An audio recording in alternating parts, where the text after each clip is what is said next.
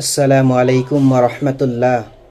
প্রিয় ভাইরা আমার, জীবনে অহংকার থেকে বেঁচে থাকার চেষ্টা করি, কারণ যদি অহংকার থেকে বাঁচতে না পারি সেই অহংকার আমাদেরকে জাহান্নামের মধ্যে নিয়ে যাবে।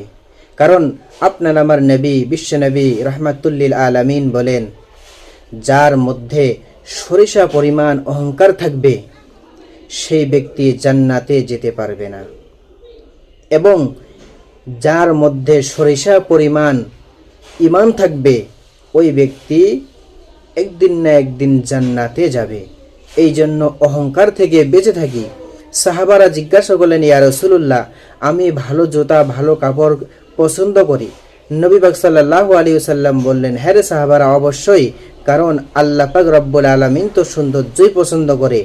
কিন্তু অহংকার হলো ওই ব্যক্তি অহংকার করে যে ব্যক্তি সত্য কথাকে বিশ্বাস করতে চায় না, মানতে চায় না।